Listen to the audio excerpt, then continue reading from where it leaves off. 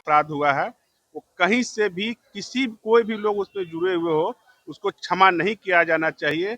अगर मेरे हाथ में जुडिशियली रहती है, मैं अगर उस जगह पर रहता, जो अपराधी रहते, मैं उससे सरे राह चौराहे पर रख के उसको फांसी की सजा दिलवाता। अगर मैं अगर जुडिशियली में रहता, अगर मेरे पास अधिकार रहता उस तरह का कि वो नजीर बन जाए कि आगे किसी बच्ची के साथ इस तरह का कोई घटना ना घटे। भाजपा के राज्यसभा सांसद शंभू शरण पटेल ने नीट छात्रा के संदिग्ध मौत के मामले में उन्होंने कहा कि अगर हम जुडिशियरी में रहते तो उसे बीच चौराहे पर, बीच सड़क पर उसे फांसी लगा देते, ऐसी मौत देते जो दुनिया देखती। इसके बाद किसी की हिमायत काम नहीं करता कि किसी दूसरे लड़की के साथ, किसी दूसरे बच्ची के साथ ऐसा दुष्कर्म करे। छोड़े जाते हैं इनके बयानों के साथ। नेता शकील अहमद खान ने आरोप लगाया है कि राहुल गांधी को डरपोक नेता कहने पर मुझे धमकी दी जा रही है कांग्रेस के नेताओं के द्वारा।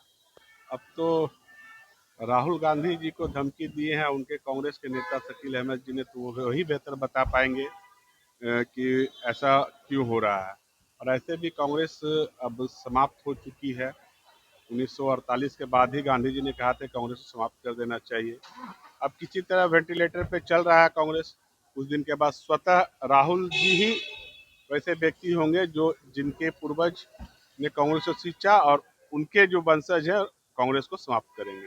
यूजीसी को लेकर विवाद बढ़ता जा रहा है, समाज के लोग विरोध कर रहे हैं, साथ साथ मैंने यूजीसी कानून को पढ़ा नहीं है और इसके लिए मैं अधिकृत नहीं हूं। आप हमारे राष्ट्रीय प्रवक्ता पार्टी से जब इसका आएगा तो आप उसको पढ़ लीजिएगा। पहले जिस चीज को पढ़े नहीं उस पर वक्तव्य देना उचित नहीं है। छात्रा की संदिग्ध मौत के बाद जो प्रशासन है बेहद उनकी माता पिता के डीएनए टेस्ट में लगे हुए हैं, क्योंकि पप्पू यादव का कहना ये बेहद शर्मनाक है कि माँ पिताजी का डीएनए टेस्ट हो रहा है। एक मिनट किसी भी जिस बच्ची के साथ दुर्घटना घटी वह घोर निंदनीय है।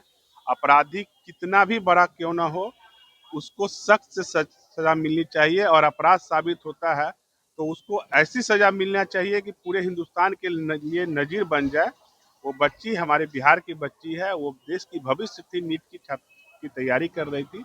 उनके साथ जो जघन अपराध हुआ है वो कहीं से भी कोई भी लोग उसमें जुड़े हुए हो उसको क्षमा नहीं किया जाना चाहिए।